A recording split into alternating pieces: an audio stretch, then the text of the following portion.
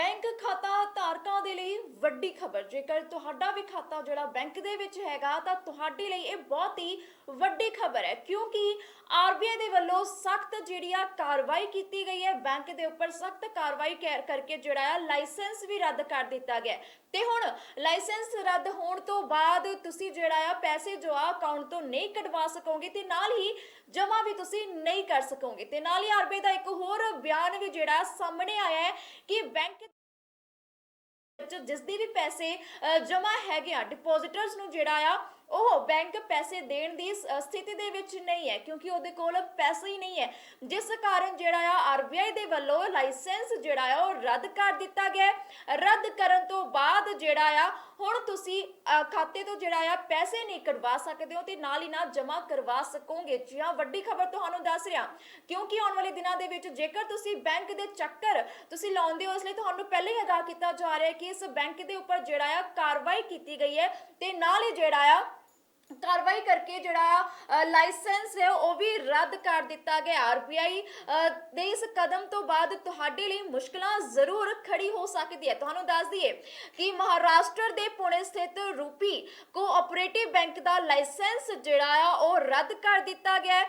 Bank नूं हुण तो जिहड़ा आ 6 हफ्तियां बाद यानी कि 22 सितंबर 2022 तक अपना कारोबार यानी जिहड़ा बैंक का कारोबार वो कर रहे ने ਉਹ ਬੰਦ ਕਰਨਾ ਪਵੇਗਾ। ਰਿਜ਼ਰਵ ਬੈਂਕ ਨੇ ਇੱਕ ਬਿਆਨ ਵੀ ਜਾਰੀ ਕੀਤਾ ਇਸ ਨੂੰ ਲੈ ਕੇ ਤੇ ਕਿਹਾ ਹੈ ਕਿ ਜੇਕਰ ਰੁਪਈਆ ਕੋਆਪਰੇਟਿਵ ਬੈਂਕ ਨੂੰ ਆਪਣੇ ਬੈਂਕਿੰਗ ਕਾਰੋਬਾਰ ਦੇ ਵਿੱਚ ਵਾਧਾ ਕਰਨ ਵੀ ਦਿੱਤਾ ਜਾਂਦਾ ਹੈ ਤਾਂ ਵੀ ਉਹ ਸਾਰਾ ਪੈਸਾ ਡਿਪੋਜ਼ਿਟਰਸ ਨੂੰ ਵਾਪਸ ਕਰਨ ਦੇ ਸਮਰਥ ਨਹੀਂ ਹੈਗਾ। ਉਸ ਦੀ ਸਥਿਤੀ ਦੇ ਵਿੱਚ ਨਹੀਂ ਹੈਗੇ ਕਿ ਉਹ ਡਿਪੋਜ਼ਿਟਰਸ ਨੂੰ ਪੈਸੇ ਵਾਪਸ ਦੇ ਸਕਣ। ਆਰਬੀਆਈ ਨੇ ਕਿਹਾ ਹੈ ਕਿ ਅੱਜ ਤੋਂ 6 ਹਫ਼ਤਿਆਂ ਬਾਅਦ ਬੈਂਕ ਬੈਂਕਿੰਗ ਕਾਰੋਬਾਰ ਕਰਨਾ ਬੰਦ ਕਰ ਦੇਵੇਗੀ ਤੇ ਨਾਲ ਹੀ ਆਰਬੀਆਈ ਨੇ ਕਿਹਾ ਹੈ ਕਿ ਬੈਂਕ ਨੂੰ ਬੈਂਕਿੰਗ ਦਾ ਕਾਰੋਬਾਰ ਕਰਨ ਤੋਂ ਵਰਜਿਆ ਜਾਵੇਗਾ, ਜਿਸ ਦੇ ਵਿੱਚ ਹੋਰ ਚੀਜ਼ਾਂ ਦੇ ਨਾਲ ਜਮਾ ਨੂੰ ਸਵੀਕਾਰ ਕਰਨਾ ਅਤੇ ਜਮਾ ਦੀ ਮੁੜ ਯਾਨੀ ਕਿ ਜੇਕਰ ਤੁਸੀਂ ਪੈਸੇ ਡਿਪੋਜ਼ਿਟ ਕਰਵਾਉਣਾ ਚਾਹੁੰਦੇ ਹੋ ਜਾਂ ਕਢਵਾਉਣਾ ਚਾਹੁੰਦੇ ਹੋ ਤਾਂ ਥੋੜਾ ਤੁਹਾਨੂੰ ਮੁਸ਼ਕਲਾਂ ਆ ਸਕਦੀਆਂ ਨੇ, ਕਿਉਂਕਿ ਅਗਲੇ ਆਉਣ ਵਾਲੇ 6 ਹਫ਼ਤਿਆਂ ਤੋਂ ਬਾਅਦ ਜਿਹੜਾ ਆ ਬੈਂਕ ਕਾਰੋਬਾਰ ਕਰਨਾ ਬੰਦ ਕਰ ਦੇਵੇਗਾ। ਤੁਹਾਨੂੰ ਇਹ ਵੀ ਦੱਸ ਦਈਏ ਕਿ बैंक जो हुण ग्राहकां नूं पैसे जो किसी भी तरीके दे नाल नहीं दे सकदे। यही आरबीआई दा बयान सामने आया। उन्हां वल्लों यह भी कहा गया है कि रूपी कोऑपरेटिव बैंक दा बैंकिंग लाइसेंस जिहड़ा है रद्द कर दिता गया, क्योंकि बैंक कोल लोड़ींदी पूंजी अते कमाई समर्था है ही नहीं ते जिस कारण वो डिपोजिटर्स नूं पैसे दे ही नहीं सकते वापस। हालांकि ये बैंकिंग रेगूलेशन एक्ट 1949 दे तहत जिहड़ा आ कई मामले जिहड़े दर्ज किए गए आ ਤੇ ਨਾਲ ਕਿਹਾ ਗਿਆ ਕਿ ਇਹ ਪਾਲਣਾ ਜੋ ਆ ਉਹਨਾਂ ਦੇ ਵੱਲੋਂ ਨਹੀਂ ਕੀਤੀ ਗਈ, ਜਿਸ ਦੇ ਕਾਰਨ ਉਹਨਾਂ ਦਾ ਲਾਇਸੈਂਸ ਜਿਹੜਾ ਆ ਉਹ ਰੱਦ ਕੀਤਾ ਗਿਆ ਹੈ। ਯਾਨੀ ਕਿ ਅਗਲੇ ਆਉਣ ਵਾਲੇ 6 ਹਫ਼ਤਿਆਂ ਤੋਂ ਬਾਅਦ ਜਿਹੜਾ ਆ ਲਾਇਸੈਂਸ ਰੱਦ ਕਰ ਦਿੱਤਾ ਜਾਵੇਗਾ ਤੇ ਉਸ ਤੋਂ ਬਾਅਦ ਤੁਹਾਨੂੰ ਮੁਸ਼ਕਲਾਂ ਜ਼ਰੂਰ ਆਣਗੀਆਂ। ਆਰਬੀਆਈ ਦੇ ਵੱਲੋਂ ਦਿੱਤੀ ਗਈ ਜਾਣਕਾਰੀ ਜੋ ਆ ਉਹਨਾਂ ਸਾਂਝੀ ਕੀਤੀ। ਉਹਨਾਂ ਦੱਸਿਆ ਹੈ ਕਿ ਗਾਹਕ ਵੱਧ ਤੋਂ ਵੱਧ 5 ਲੱਖ ਰੁਪਏ ਜੋ ਆ ਵਾਪਸ ਲੈ ਸਕਣਗੇ। 6 ਹਫ਼ਤੇ ਦਾ ਉਹਨਾਂ ਦੇ ਕੋਲ ਟਾਈਮ ਹੈਗਾ ਆ, ਉਸ ਦੇ ਵਿੱਚੋਂ 5 ਲੱਖ ਰੁਪਏ ਹੀ ਲੈ ਸਕਣਗੇ।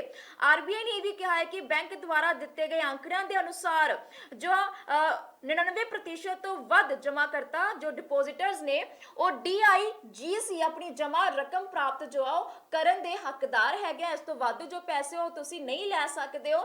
ਤੇ ਨਾਲ ਹੀ ਤੁਹਾਨੂੰ ਇਹ ਵੀ ਦੱਸਿਆ ਕਿ ਮਹਾਰਾਸ਼ਟਰ ਦੇ ਵਿੱਚ ਜਿਹੜਾ ਆ ਮਹਾਰਾਸ਼ਟਰ ਦੇ ਬੈਂਕ ਦੇ ਉੱਪਰ ਕਾਰਵਾਈ ਜਿਹੜੀ ਆ ਕੀਤੀ ਗਈ ਹੈ। ਆਰਬੀਆਈ ਨੇ ਜਿਹੜਾ ਬੁੱਧਵਾਰ ਨੂੰ ਕਿਹਾ ਸੀ ਕਿ ਕੇਂਦਰੀ बैंक 12 सितंबर 2017 ਨੂੰ ਮੁੰਬਈ ਹਾਈ ਕੋਰਟ ਦੇ ਹੁਕਮਾਂ ਦੀ ਪਾਲਣਾ ਦੇ ਵਿੱਚ पुणे स्थित सहकारी बैंक का लाइसेंस जिहड़ा है रद्द कर दिता गया। केंद्री बैंक ने कहा है कि रूपी कोऑपरेटिव बैंक की वित्तीय स्थिति बिगड़ गई है और बैंक अपने जो डिपोजिटर्स ने उन्होंने पैसे करने की स्थिति दे विच है ही नहीं। अजे दे विच हुण तो 6 हफ्तियां बाद बैंक नूं अपना कारोबार जिहड़ा है बंद करना पवेगा। इसलिए तुहानूं पहला इन्फॉर्मेशन जिहड़ी दित्ती गई है, इस तहत जो तुहाडे पैसे फसे हुए ने, तुहाडे पैसे जो अकाउंट दे विच हैगे तां तुसीं 5 ਲੱਖ रुपए तक पैसे कढवा सकते हो, जिस दी हदायतां जो आरबीआई दे वल्लों दित्तियां गईयां ने। उन्हां दे वल्लों दस्सिया गया है कि आउण वाले 6 हफ्तियां दे विच इह बैंक जिहड़ा आ कारोबार करना बंद कर देवेगा, क्योंकि इन्हां दा जिहड़ा लाइसेंस है वो रद्द कर दित्ता गया है।